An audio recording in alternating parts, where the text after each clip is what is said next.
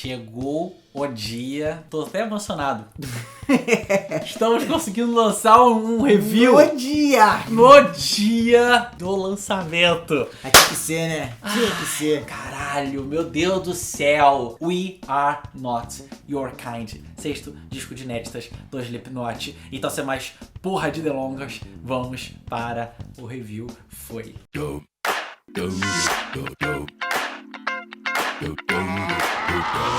Cara, quem poderia imaginar que um bando de caipira de Iowa, uns desassustados sociais do caralho, fizeram alguma das músicas mais intransigentes que se poderia imaginar e no processo disso se tornaram uma das maiores bandas do mundo, não bandas de metal do mundo, uma das maiores bandas do mundo. Eu ainda ampliaria isso. São uma das maiores bandas da história. E isso, pra se você contasse pra alguém que não sabe da história, não tá ligado, a pessoa podia achar que era muito improvável, mas ao mesmo tempo, o quanto que isso parece uma história brilhante, uma história, tipo, digna de uma biografia, de um livro foda pra tu ler. Mas a gente pode falar que isso é muito real, Marcos, porque a gente tá vivenciando isso já tem alguns anos, mas eu acho que precisamente agora a gente meio que tomou esse ápice desse sentimento de tipo, que banda e que sucesso o Slipknot realmente conseguiu alcançar nesse sexto disco de inéditas, We Are Not Your Kind. Não acho que talvez seja o melhor disco do Slipknot, não tenho essa certeza ainda, mas talvez eu já tenha a sensação de que ele talvez seja o Slipknot no seu mais artístico. Ele é uma resposta claríssima, aqueles caras, os detratores ou as pessoas que sempre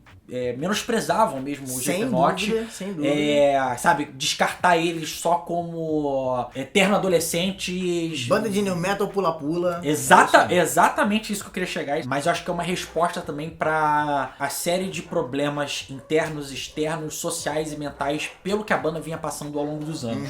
O Slipknot é uma banda que ela realmente ao longo dos anos ela passou por muitos percalços. O baixista e fundador da banda, o Paul Gray, sofreu uma overdose em 2010 fatal, que os caras demoraram anos pra se recuperar psicologicamente, inclusive, disso. No início desse ano, a filha do Shaw Crahan, o palhaço, a Gabrielle, ela faleceu aos 22 anos. Uma coisa muito recente, próximo ao lançamento do disco. Membros que saíram da banda. Porra, o Joey Jordison, baterista, um dos mais icônicos do metal dos últimos anos. Um dos caras que era uma das caras do Slipknot. Esse ano, o Dick Nose, que é o Chris Fehn, ele teve vários problemas com o bagulho, acho que de percentual de lucro e tudo, como que a banda se portava nessa questão de tipo, como se ele fosse um funcionário. Foi uma saída meio feia assim. O Corey, além de ter, durante muitos anos, desde o começo do Slipknot, seus vários demônios mentais, sabe, psicológicos, problemas, foi tendo com alcoolismo, com problemas de raiva e várias outras coisas assim.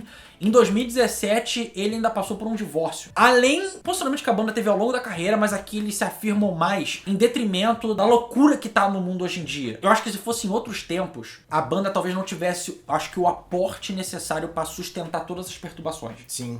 Com certeza. Talvez não tivesse o aporte para conseguir elaborar isso e transformar isso num produto que é o We Are Not Your Kind. Tá ligado? Isso é uma coisa que eu tive muita impressão nos primeiros singles e quando eu ouvi o trabalho todo. Os últimos 2 discos, eles são discos que eles trazem coisas muito interessantes novas pro Slipknot, mas eles sofrem muito disso, de certa inconstância. Diferente aqui nesse álbum, eu sinto que aqui os caras, eles estão num pleno entendimento ou quase mais próximo disso do que eles querem passar com a banda.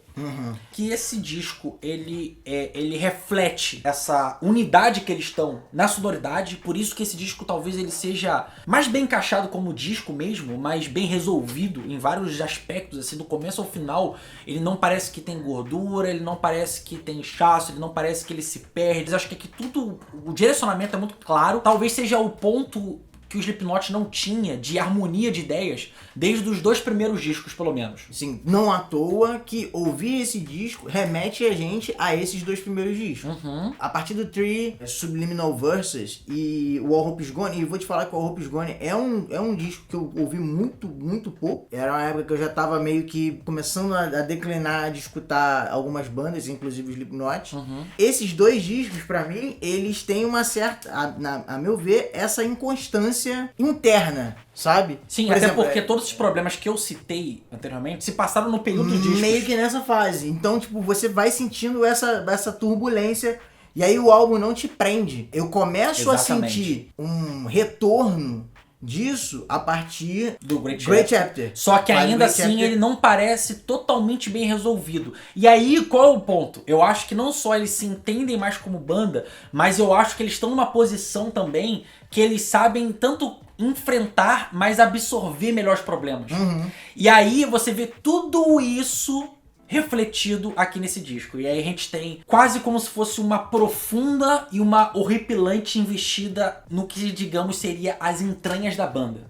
Porque ele realmente é um disco que parece que vai a fundo. Ele parece que ele te pega pelas vísceras, assim. Ele, em vários momentos, ele parece quase um grito primitivo de metal pesadão, metal extremo. Ao mesmo tempo que ele é muito, muito inventivo, que soa sinistro, escuro e raivoso. Ele consegue transmodificar a dor, ele dá uma cara pra ela. Ele toma as experiências universais, seja dos próprios membros, do que eles passaram, das pessoas, eles conseguem traduzir bem isso aqui no trabalho deles, coisas como perda, a repugnância da vida. Eu concordo. Eu não diria que Porque eu não sei se essas a palavra exatamente. pelas coisas, mas talvez um reconhecimento de que a vida é bizarra, tem problemas. E talvez Unsainted, por exemplo, seja uma música que é a música que abre o disco. A primeira faixa é uma intro, a música que abre o disco. A letra dela tem um pouco disso, de você reconhecer que a vida é problemática e tem muita merda e acontece muita coisa, você passa por muita coisa, mas você dá um passo além, você supera, você vai em frente.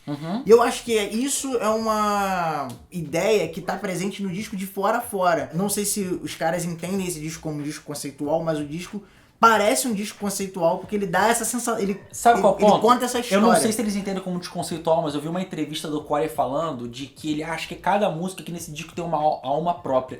Eu acho que tem várias músicas que se parecem, estilos que se parecem, mas eu concordo com isso que ele tá falando. Que eu acho que aqui, independente do grau de similaridade que as músicas têm, elas conseguem apresentar alguma coisa que vai fazer com que ela seja especial naquele tempo ela ali. Tem uma coisa intrínseca dela própria. Eu concordo 100%. Dificilmente vocês vão me ver dizendo assim, caraca, todas as músicas. Sempre tem uma música que você fala assim... Todas são boas, mas tem aquela ali que passa. Não, acho que nesse caso, acho que todas as músicas são extremamente...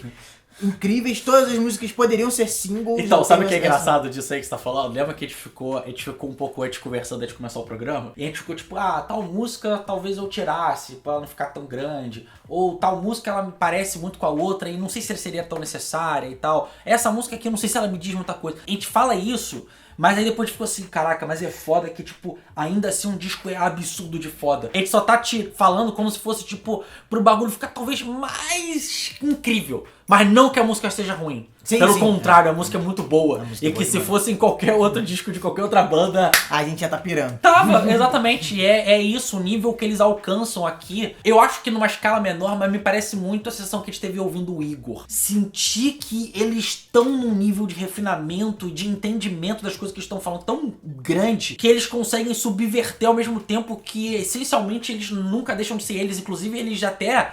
recuperam mais ainda. Eles conseguem juntar e aprimorar, acho que todas as tendências estilísticas de cada estágio da discografia que eles tiveram. Porra, exatamente. Eles melhoram o que eles já sabem fazer muito bem. Também acho.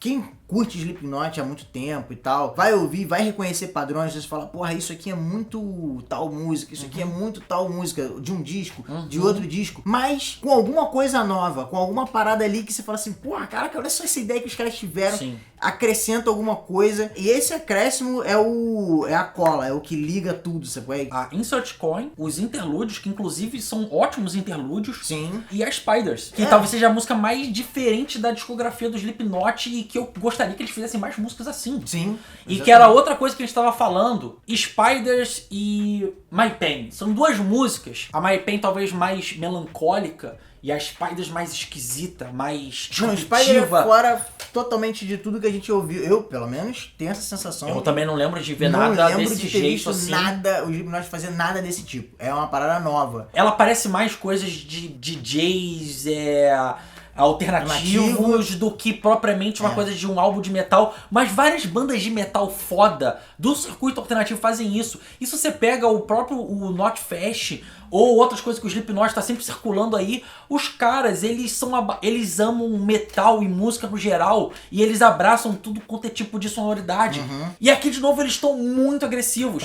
Cara, qual banda de metal, sabe, foi tão imensa num metal tão pesado, tão extremo? Nenhuma. E tão mainstream, né? Exatamente, esse que é o lance. Exatamente. Assim, a galera talvez lembre aí, ou talvez cite alguns Screamo, sei lá, umas paradas tipo... Sim. Eu ia falar do Ash Alexandria. Sim, tá também. O que próprio The Bring the Horizon pelo menos o Ash Alexandria teve uma época que fez muito sucesso com uma galera muito jovem. Sim. Entrou no mainstream, assim. É uma parada bem pesada, ainda assim, não se compara com o que o Slipknot faz. É porque o Slipknot, se você pensar, durante 20 anos, metal eles se manterem nessa ogritude toda de sonoridade deles. O Slipknot, tanto trabalho de sample, como trabalho de percussão, como o uso das guitarras, bateria, o alcance vocal do Corey, que é uma coisa assim, já sempre foi uma unanimidade, o quanto que ele é um glorioso de um vocalista. Aqui, impressionante você ver o cara com a idade que tá já. A Liar's Funeral, por exemplo, ele vai vendo aquela nota, aquela calma, contemplando, construindo, e quando precisa gritar, o bagulho vem ecoando, vem lá do pulmão e destrói tudo. Você sente a vibração da corda vocal dele, me lembra... O auge do Corey, pra mim o auge do Corey é o Iowa, tá ligado? Sim. De agressividade vocal. Que aqui, inclusive, ele, só pra te complementar... retorna. Sim, e porque eu quero complementar nisso, porque ele realmente ele parece muito o primeiro e o segundo disco, ele voltando a fazer como há muito tempo eu não via, aqueles...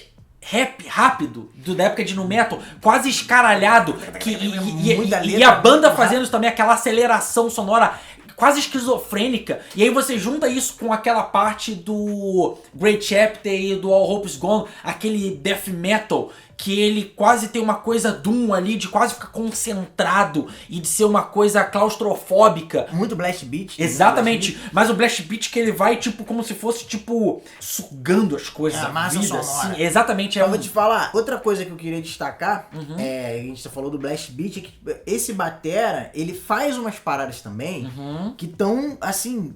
Caraca, que desconcerta quem tá escutando. Então, eu acho que ele é um pouco mais versátil do que o Joey. Eu também acho. O Joey era muito rápido, extremamente técnico, mas esse batera novo... Ele apresenta umas coisas que são sutis, mas são muito... É que eu acho que faz diferença. Como, por exemplo, você fazer algumas batidas lá em tempos muito rápidos, nos pratos, no prato de condução, tem uma música que, caraca, é genial. Porque é quase um blast beat, tá ligado? Sim. Só que no prato, no prato ali de condução. Então fica um bagulho tipo... Cara, sensacional, sabe? E ele faz isso na hora certa, intercala essas pequenas viradas, esses pequenos detalhes em momentos chaves das músicas, que faz a música ganhar uma outra dimensão, sabe? Isso é muito maneiro. E é muito foda, porque ele é um disco que ele consegue também... Ele tem muitas músicas pesadas, mas ele consegue colocar nos momentos chaves as músicas que elas vão dar um certo respiro ou uma quebra diferente. E isso, inclusive, tá dentro das próprias músicas. Nero Forte, que é uma música que pra mim deveria ser uma espécie de single. Eu acho que, por exemplo, por mais que eu goste de Solway Firth, mas eu acho que ela é mais single do que Solway Firth. Talvez, sei lá, Not Long For This Word pode ser um single mais interessante. É a única, inclusive, que lembra mais o Sublimination Verses, de ter aquela coisa daquele... É o Corey melódico, mas ao mesmo tempo tem o peso, aquela intercalação. Tem uma coisa mais marcial, a esquizofrenia de Spirit Out ali pro final, tem tudo isso. Mas, tanto nessa Nero Forte, no refrão, quanto o Unsainted, a acrescentar elementos vocais que não são particulares do Slipknot, como o coro de criança de Missa do Galo, caralho, sei lá, aquela porra de... Tipo, e aí Nero Forte ser também uma voz que parece que não pertence àquele mundo, batendo junto com a do Corey. Que vem de fora. Eu associei Nero Forte com uma referência que é New Abortion, o do Iowa. Tem uma parada muito de ataque e resposta, sabe? New Abortion ele fala You can't take my soul away from me. Aí o backing vocal dá uma resposta, um grunhido. E Nero Forte tem, pelo menos no último refrão, você tem essa parada de uma linha, e depois o próprio Corey volta fazendo um bagulho meio que quase que um rap. Muito rápido. Muito rápido. Muito rápido. E muito agressivo. Você pensa, caraca, que esse maluco tá fazendo? Fazendo. E aí é a hora que a gente sente esse retorno às origens, que é essa coisa do cantar e ter uma resposta, cantar e ter uma resposta, seja dele mesmo, tipo Left Behind, ou então... Sim. A própria New Abortion, sabe qual é? Uhum. Ou que a resposta não seja dele mesmo. Às vezes ele canta a parte e quem faz a resposta é o Clown. Nisso, tem uma música que eu gosto pra caralho, que é o terceiro single que saiu, que é Buff of the Crew. Buff of the Crew. Que, inclusive, é uma música que ela tem um tom, junto com a Red Flag, são duas músicas, acho que tem um tom político muito forte, né?